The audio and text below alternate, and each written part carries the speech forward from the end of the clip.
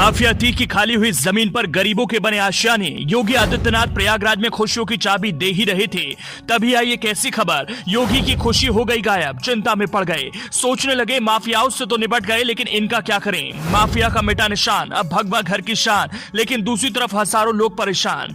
जिस जमीन पर ये भगवा रंग में रंगे फ्लैट शान से सीना तानकर खड़े हैं, उस पर कभी माफियाती का कब्जा हुआ करता था।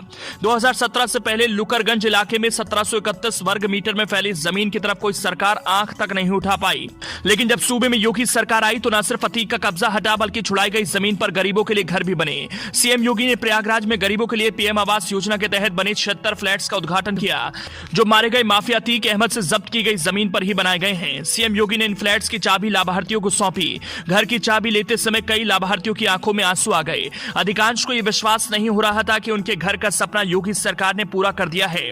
प्रयागराज के लुकरगंज में माफिया अतीक के कब्जे से मुक्त कराई गई जमीन पर गरीबों को बसाकर सीएम योगी आदित्यनाथ ने दो बड़े संदेश दिए, एक माफिया राज के खात्मे का तो दूसरा भयमुक्त प्रदेश का।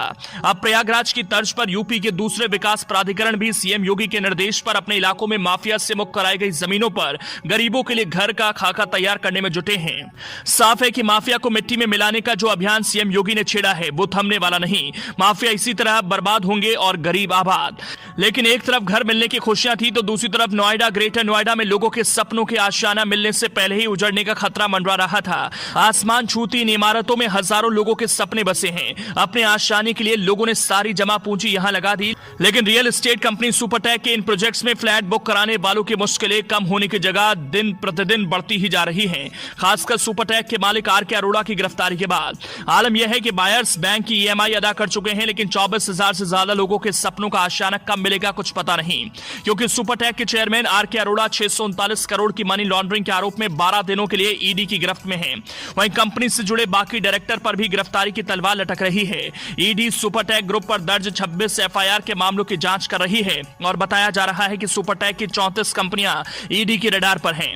सुपरटेक के मालिक आर.के. अरोड़ा की गिरफ्तारी से 24,000 लोगों के आशियाने का सपना तो चकनाचूर होने ही लगा है, साथ ही 3 प्राधिकरणों का 5,000 करोड़ का बकाया भी फंस गया है। आपको बता दें कि सुपरटेक ग्रुप के दिल्ली एनसीआर में करीब 18 प्रोजेक्ट हैं, जिसमें 49,954 फ्लैट्स हैं। इनमें से ज्यादातर प्रोजेक्ट अधूरे पड़े हैं और 24,000 से ज्यादा फ्लैट बायर्स इनमें फंसे हुए हैं। सुपरटेक के इन सभी प्रोजेक्ट को पूरा करने के लिए 3,000 करोड़ रुपए की जरूरत थी, लेकिन हालात यह है कि कंपनी के पास इन प्रोजेक्ट को पूरा करने के लिए फंड नहीं है। अब कंपनी के चेयरमैन की गिरफ्तारी से होम बायर्स के लिए अपने सपनों का घर मिलने की उम्मीद क्षीण होती जा रही है और आर.के. अरोड़ा की गिरफ्तारी से वो सभी लोग परेशान हैं जिन्होंने बिल्डर को आशियाने के लिए पूरा पैसा दे दिया और अब भी ईएमआई भर रहे हैं, लेकिन अभी तक उनके फ्लैट का पोजीशन उन्हें नहीं मिला है।